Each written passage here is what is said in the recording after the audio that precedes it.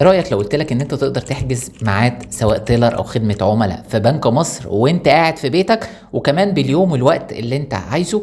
يلا بينا نعرف كل التفاصيل سريعا كده في الفيديو ده. اكيد طبعا كلكم تعبتوا، لو انت عايز تروح البنك الصبح بتروح تلاقي 1000 واحد غيرك وبتضيع اليوم كله وانت واقف طابور عشان تخلص المصلحه اللي انت عايز تعملها. اول حاجه لازم تروح المتجر بتاعك سواء انت ايفون او اندرويد، لازم تنزل تطبيق بنك مصر، ومش شرط على فكره تكون عميل في بنك مصر عشان تنزل التطبيق او تستخدم الخدمه اللي انا هقولك عليها.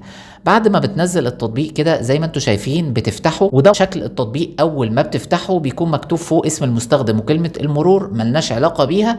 احنا اللي عايزينه هنا نضغط على كلمه حجز او اعاده حجز، اللي هي زياره الفرع اللي هي باللون الاحمر دي. بضغط عليها هنا. لازم تكون عامل سماح للجي بي اس انه يكون شغال في تليفونك عشان هو يحدد لك الفروع اللي قريبه منك. اول حاجه بيطلبها منك بيطلب رقم الموبايل بتاعك، وبعد كده بيظهر لك فروع قريبه منك، سواء مثلا انا من اسكندريه، سيوف، الابراهيميه، محطه الرمل، صفيه، زغلول. وطبعا الفروع اللي ما فيهاش خدمه الحجز اللي هو اونلاين ده بيبقى مكتوب تحتها غير متاح حجز زياره مسبقه. فانا هنا اخترت فرع طلعت حرب اللي هو في محطه الرمل في اسكندريه، وضغطت على زرار اللي هو الحجز ده، وطلب مني هنا احدد نوع الخدمه، سواء بقى تيلر كبار عملاء لو انت يعني شخص في اي بي وربنا فاتحها عليك، او ذوي الهمم، او تيلر مدفوعات الكترونيه وحكوميه. يعني هو ده اكتر حاجه انت ممكن تستعملها لو عايز تعمل سحب او ايداع، او حوالات، او خدمات الصراف لو انت مثلا الاي تي ام اتسحبت او حصل فيها اي مشاكل، او خدمه العملاء بتاعت اصحاب الهمم، او خدمه عملاء عاديه لو انت مثلا عايز تعمل فيزا، عايز تعمل حساب بنكي، الكلام ده كله،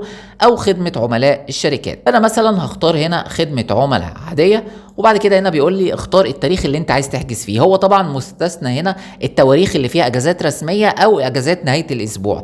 فانا مثلا هختار اللي هو بكره على طول، اللي هو 26 يونيو 2024. وبعد كده بيقول لي اختار الموعد. طبعا المواعيد المتاحه دي بتبقى على حسب نسبه الحجز، ممكن غيرك يبقى حجز فالميعاد ده اتقفل فبيظهر لك الميعاد اللي بعده 8 ونص او 9 الا تلت او 9 الا 10 وهكذا. فانا اختار على طول 8 ونص الصبح عشان اكون اول واحد. فبيظهر لي هنا رقم زي ما انتم شايفين كده، الرقم مكتوب اهو، ومكتوب الفرع ونوع الخدمه، ومكتوب بالتاريخ والوقت. كل المطلوب منك ان انت تضغط على الزرار اللي فوق ده اللي هو داونلود، او تاخد لقطه شاشه. لو عملت الداونلود ده هينزل لك في المعرض، وتاخد الصوره دي بتروح بيها على طول للبنك وبتوريها للامن ان انت حاجز. هو بيدخلك على حسب دورك، كانك قطعت ورقه بالظبط من الماكينه اللي بتبقى موجوده بره البنك. وبالتالي كده انت وفرت على نفسك ان انت تقف في طابور الصبح وتلاقي 1000 واحد قبلك اخدوا مكانك وانت اتعطلت وقفت مصالحك. لا، انت تروح بدري وتخلص بدري، كمل بقيه يومك. اتمنى ان الفيديو يكون مفيد لكم. لو في اي حد عنده اي سؤال اتفضل اكتبه في الكومنتات. شكرا جدا يا جماعه على حسن استماعكم، والسلام عليكم ورحمه الله وبركاته.